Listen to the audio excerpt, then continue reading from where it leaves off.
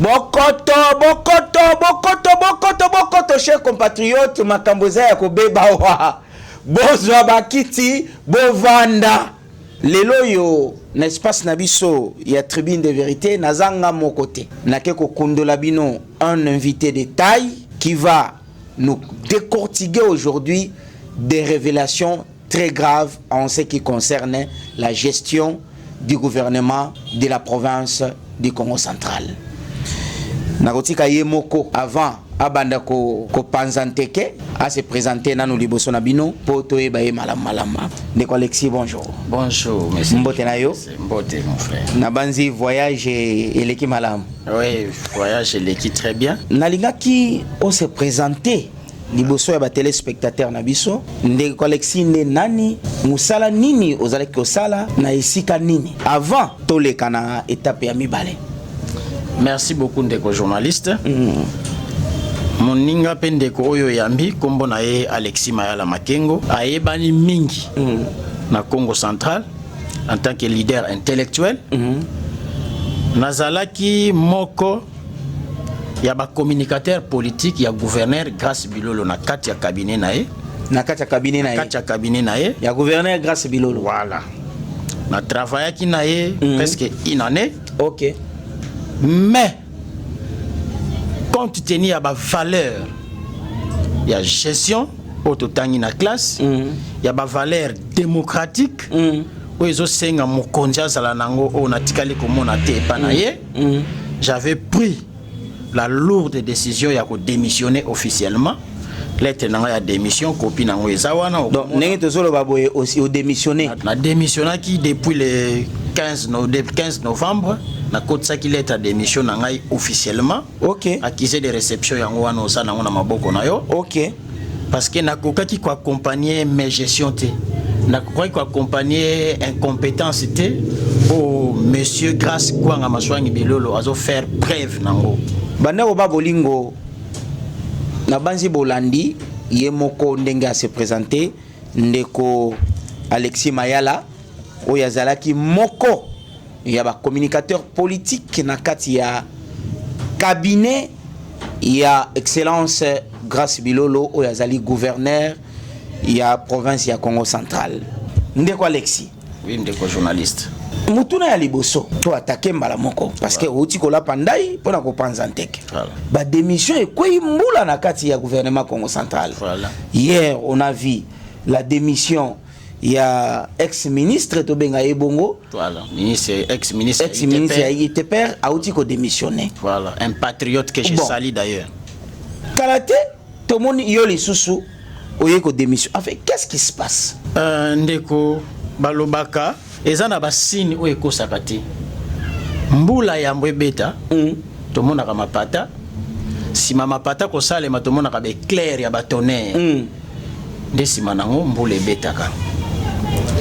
Est-ce que vous pouvez imaginer que mutu na Congo oyo place mosala eza pasi akolala alamuki na ye alie fufu na ye ameli mai aye a démissionner aboyine mosala place eloko eza na honte te eko salema te eko kiko salema te so moni esika wana bato bakotaki bazana avantage bazozwa wana bazana mbongo bazwaka wana mais ba décider balobi biso na avantage na mbongo nyonso toboyi na biso yango tobimi na biso c'est qu'il y a un ça ne va pas ngweza nini ça ne va pas eza incompétence ça ne va pas ngonini eza mégestion sur tous les plans toko démontrer yango awa avec des preuves juridiques les différentes dispositions où le gouverneur a violé ou tamukolo ya zwaka pouvoir ba investissa qui est na président de la République sur ordonnance qui les lotos zolo bangana yo awa to kenango malembe ko banana administration na finance na gestion ba projet to ko talisa moko na moko ba prévention ces awa. Donc incompétence aggravée mais gestion structurée institutionnalisée na gouvernement Congo central. Ozo confirmer biso yango. Est-ce que vous pouvez imaginer que ministre des ITP avec tous les avantages que cela implique a démissionné a kondima atika na gouvernement provincial et si ka o bafuta ka salaire chaque mois régulièrement mais atiki na ye musala wana andimi azonga na assemblée provinciale et si ka oyo ba paiement ezali ya ba salaire et si ka o ba retard ya paiement ba salaire ezali mais andimi yango il faut les féliciter. C'est un patriote, ce n'est pas donné à tout le monde. C'est que Moutouana Zana Makila, oyo chef de l'État, Azo Luka, Bato Bazo Bundela Mboka, Bazo Ndima ba perdre avantage, mais Mboka est élément. Il y a une méchanceté institutionnalisée sur tous les plans. Toyoki que quelques jours après Moussous pas Azana pour ça démissionner parce que rien ne marche. Mais ce Bilolo ne maîtrise rien. Mais maintenant ndeko Alexis Mayala. Pesanga y différence, il y a gouvernance. Il y a Guy Bandou na Gracie Bilolo. Pesanga y. Nazo pesa exemple moko eko sotese yo na plateau pe ko kamusa bandeko mususu. Pona ko pesa ka moi différence. Le gouverneur Guy Bandou, en tout cas, je regrette son départ prématuré de la tête du départ prématuré. Il y a le gouverneur Guy Bandou de la tête du Congo central. Sur base, il y a Eloko Moko. Pas parce qu'il était incompétent. Ok. Mais c'est seulement parce que le gouverneur Guy Bandou est naturellement médecin. Or, au moins, médecin, bazalakana formule moko basaela kamusala. Même dans le domaine nyonso. Le médecin, même dans la gestion, il y a des malades. Basala nini. Il consulte d'abord les malades, il pose un diagnostic pour proposer un traitement. C'était ça la philosophie au Amema qui n'a politique. Ok. Donc, quand on a domaine moko, au place de commune là, sur les places sécuritaires, dans une axe nango sécurité routière. Mais c'est Guy Bandou comme bon médecin de son état, la consultation il y a trop d'accidents, beaucoup d'accidents dans route nationale numéro 1. Bah poser diagnostic, ils se sont rendus compte que au-delà il y a ivresse na volant. Bah accident est belé ça dit na ba collision, au mitu que zo tambola, ils ont commis bête na mitu que zo télémananzela. Voilà. Gouverneur Guy Bandou, un gouverneur très intelligent, très compétent, a proposé solution wana. Il faut que évacuer chaussée. Na ba Caracas nous a mis tout que ça a déjà accident. Voilà. C'est convenant qu'il faut ba livrer 3 grilles. En raison il y a ba tronçon wana. Chaque grille wana sope quoi linga ba na ko pesa ngo carburant pour ça la rotation. Place nous ba moni Caracas a mutu que ça accident. Ba longoli yango ba loki place ba boa kité na zamba ba loki place mo ça approprié on peut-être mukolo nango akoya ko récupérer biloko. Voilà. Ba tiango objectif est de dégager chaussée, que la circulation est sans entrave, sans risque de collision. Ok. Mais qu'est-ce qui se passe? Mais le gouverneur Guy Bandou acquiert le 1er juin, presque mars 2024, mars au avril. Un mois après l'élection, Salemi a perdu l'élection. Grâce Bilolo arrive au mois de juin. Comme M. Bilolo a une idée à ranking, il fallait effacer tout ce qui concerne Guy Bandou pour ne perpétuer comme on a été. Au lieu de continuer le projet Wana, où il est sanitaire. Azui Koutou Angé, pesa qui déjà liboso, il est à la rotation à tronçon à liboso Wana. Il a donné ça à quelqu'un qui est devenu presque son oncle, un vieux ami, il y a papa Nabango. Paix à son âme, papa Bilolo, un vieux ami, il y a commissaire intendant général, il y a gouvernorat. Nda koma ko gérer en jewana tunanga sikwa sala kana ngonini aluesa ngona ba commerçant pona ko tombola ba conteneur so mutana na conteneur na ye aye ko luwa jewana oza ki destiné na sécurité ya nzela aye ko luwa jewana ndeko na ngai pona ko ne ko tombola ba conteneur futi $300 siko photo tu na $300 o ba tu ba futa kana jewana pona ko luwa ngo ekendaka wapi parce que ça la traçabilité mon côté ange oyo gouverneur ya mayele amona ki ke faut ça la évacuation à chaussée dans nzela pour éviter l'accident. Mais ce Bilolo arrive au pouvoir, Azui Angé wana apesi yango intendant général Angera pas louer ça na ba commerçant et que ne ko tombola ka ba conteneur.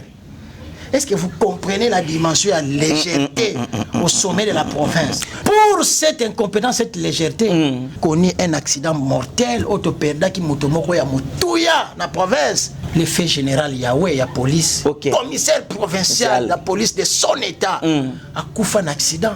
De quoi établir responsabilité à M. Bilolo dans le roi commissaire provincial wana parce que si M. Bilolo en arriva à perpétrer qui projet wana ale mema ki ngoti na suka ça signifie que banje wana linga bana la rotation mutuka o e sala ki ke commandant Yahweh a sala accident et linga que se retrouver tene sika wana donc accident linga sala maté en conclusion général Nabiso wana linga kufate alors lelo ce qui balobi opesa grâce bilolo ba point na bilan o pesa eko na lobaki déjà la kopesa ye -1 ata libungu tolote libungu tunuku tu bakotsa ngo ata mato yezu ma forme ndenge to bana komona na bomwana ba pesi yo libungu tu batsango mato emisu fona pesa -1 parce que c'est nul partout dans tous les domaines. Alors qu'est-ce qu'il fait? Azo poser moi ba acte moko est clair achat des engins. Il prend les images à Tindiki, maître numérique nae. Bon ça la communication makasi ba mona rien tikazo ça les locaux. Soubasima na c'est et le côté. Tous les projets à l'arrêt. Projet à stade à Obala, qui biso stade style stade style Matalana, Makiona. Hein? Makiona. Oh bozo mona wana za ba image ya drone azo zwa musika. OK. So ke pembeno mona keza peinture ya show ba pakola ki. Makiona. Et pourtant mbongo ebima. Mbongo ebima mais aboyi kopesa ngo na prestataire. Oh lelo ye na prestataire baza en conflit. Baza na problème sérieux. Na prestataire oazo sala misala na stade wana. Prestataire ya stade, société ya Sodimas ezo la province alingi ko futa ye mbongo na yete. OK. Province fois futa mbongo a Sodimas. Sodimas a sali déjà misala ebele na mbongo na ye. Province fois zong c'est la mbongo na ye pour s'il s'appelle Oetikali. Province alingi ko zong sa mbongo batu ya Sodimas. Donc misala stade déjà bloqué. Misala stade déjà bloqué. Donc eza oyo bazo la sara bisoté na ba télévision. Kadiosha. Makiona. Hein? Makiona. Pelouse wana faut ba longola ngo susu po ba ya ko chatwati. Il y a trop de secrets. Magouye za tellement que bato baza na conscience bazo ko supporter yango ti. Est-ce que bon mekaki ko mona ba kulutu ya Congo central lokola ba mama Jitsuminwa Mbuta André Wameso ba notable pona ko yeba ndenge nini ko vandisa ndeko gouverneur Grace Bilolo ko talisa ye voix ya raison pour être Congo central et se développer quand même. Ndeko nanga journaliste na sepeli makasi na mutuna utuningai. Est-ce que d'abord monsieur Bilolo grâce gouverneur à Congo central asa prêt à kovanda na table moko ou bien ko sapena na kilo ye avani na table wana muta na biso que je salue le gouverneur compétent de la Banque centrale du Congo Mbuta André Wameso tokolobela pe moi makambo na ye ba prouesse azo sala mokongo moko ya qualité ya makasi. Est-ce que na bana ekoloba monsieur Bilolo akozana na kilo ya kovanda pena na mesa ya bateau ya tinda kabaya ko ba communicateur na ba ko finga. C'est presque chaque jour qu'on voit les communicateurs du gouverneur sauf ba autres ala qui na conscience que quelles que soient les divergences politiques ce sont nos Mbuta, ce sont nos Ndona, Okoki Kofinga Bango ata mokolo moko. Mais c'est chaque jour que les communicateurs du Bilolo injurient le gouverneur de la Banque centrale, Mbuta André Wameso, il les traite de tout sauf rien. C'est chaque jour ça il a même ba caricature, il a ko déformer même ina bilongi na ye. Mutuya. On a président de la République qui a opé sa valeur, mais un gouverneur de province qui envoie sa maître numérique baya rofinga et presque chaque jour dans les réseaux sociaux. Et il n'est pas le seul.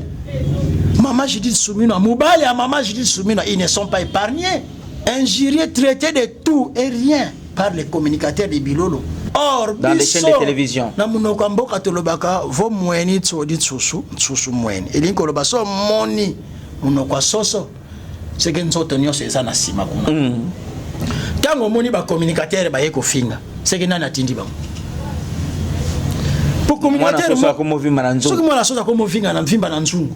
Communicateur moko te wa yebi danger o ezana ko toucher ba personnalité lokola premier ministre, personnalité lokola gouverneur à banque centrale. À cause de kilo wana afinga loba mabe sur la place publique contre so ka yebite que na simana ezana mutuma wa protéger. Si les communicateurs viennent injurier Bambuta wana, on a solo baki mais c'est Bilolo kozala jamais na courage à kufanda en face na bango boy. Asolo na bango. Au kitselongi na se. Parce que soni ko lata ye. Oko sola ndenge ni bateau na bateau yo tinda ki baya kofinga bango na kombo na yo. Soit disant babundisaka yo. Quel est ce premier ministre qui peut envier le poste d'un gouverneur de province? Vraiment. Quel est ce gouverneur de banque qui peut envier le poste d'un gouverneur de province? Vraiment. Il gagne quoi? Pour que Mbuta lokola André Wameso, pour que Maman lokola Judith Soumina premier ministre d'un gouverneur de la banque centrale, baya ko envier ye, ba ko envier nini?